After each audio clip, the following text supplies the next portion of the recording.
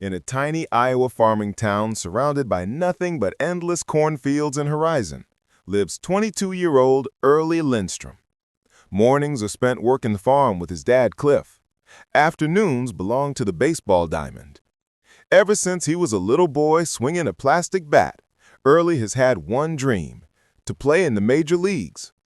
In college, he played Division II ball at a small school, still hitting over .350 every season. Then, disaster struck.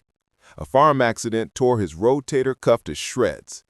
Doctors told him, "You'll never play pro ball again." His dad begged him to come home and take over the family farm, but Early refused to quit. Night after night, he did rehab, gritted his teeth through the pain, and forced himself back onto the field. One day, a letter arrives, an invitation to the most prestigious 6-week pro showcase camp in Los Angeles. The final day, a game in front of every major league scout. This is Early's last shot. His father fights it. "Your shoulder is done. You'll cripple yourself." But his mom, Marlene, and Early's stubborn heart went out. He packs his bags into his beat-up old red pickup truck and heads west. Los Angeles hits him like a fastball to the chest. Traffic, heat, strangers everywhere. The dorm is a dump, mold on the walls, bunk beds that creak.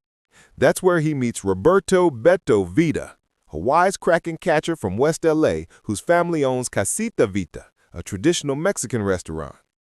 Beto takes one look at the truck and laughs. "Dude, did you steal that from a museum?" Early grins. "It's vintage, man."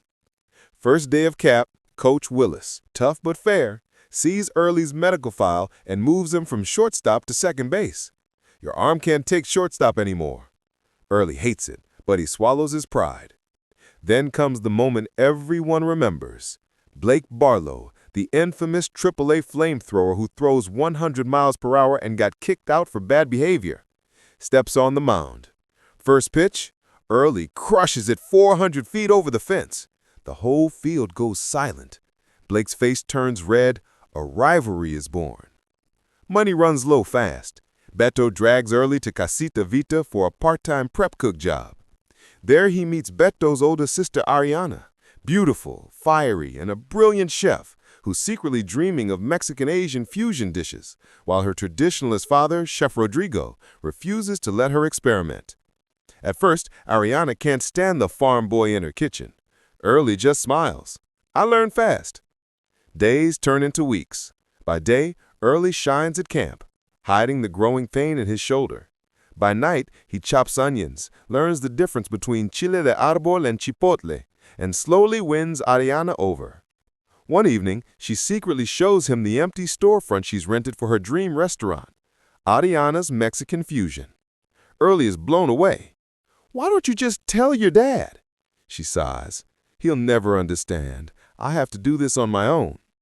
Cut day arrives. Half the camp will go home. Coach Willis calls Early in last. "You were my toughest cut. Heart, leadership, everything is there, but your shoulder won't survive the pro grind." Early's world goes dark. He shakes the coach's hand, walks out, and starts packing. Then Beto and Damon rush in. Damon, whose dad is a big-shot agent, says, "I'm giving you my spot. Baseball isn't my future. The business side is. You were born for the field." Early can't speak. He just hugs Damon tight and somehow finds himself back in camp.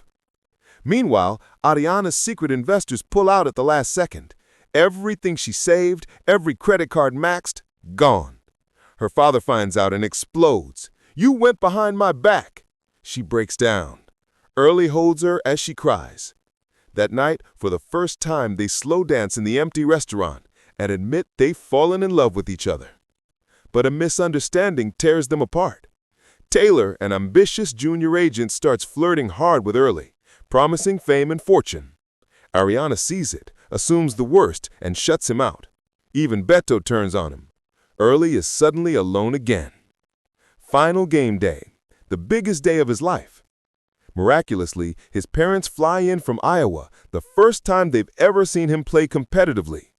Ariana shows up too, sitting with Beto and Chef Rodrigo. The game is electric. Blake Barlow smashes a grand slam. West is down. Bottom of the 7th, 2 outs, man on base. Early steps in. The stadium holds its breath. Blake rears back and fires 99 miles per hour.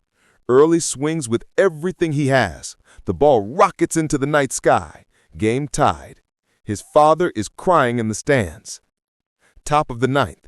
East threatening to tie it again. Final batter.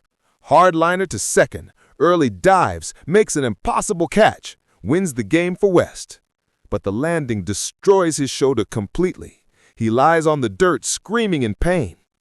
Locker room diagnosis, rotator cuff shredded, labrum in pieces. Pro ball is over, forever. His dad walks in, wraps him in a hug for the first time in years, and says, "You chased your dream all the way, son. I was wrong. I'm so proud of you." Everyone expects Early to go home to the farm. Then Coach Willis offers him a job. Hitting coach for a major university program in Los Angeles. Early almost says no. "The farm needs me." His dad smiles through tears. "The farm will be fine. Baseball is where you belong." Across town, Chef Rodrigo secretly cooks Ariana's fusion mole, tastes it, and realizes it's genius. The next morning, he tells her, "I'm your first investor. Your restaurant is happening, and I'm behind you 100%. Father and daughter cry and embrace. Final scene, a huge celebration at Casita Vita. Early is staying in Los Angeles as a coach. He takes Ariana's hand, grins, and says, "You always said you'd never date a baseball player. So how about a baseball coach?" They dance and laugh while Beto, Rodrigo, Cliff, and Marlene cheer them on. Voiceover. Early. Sometimes life won't let you hold the bat anymore, but the game doesn't end. You just switch positions and start a new inning. On screen. The dream never dies. It just changes uniforms.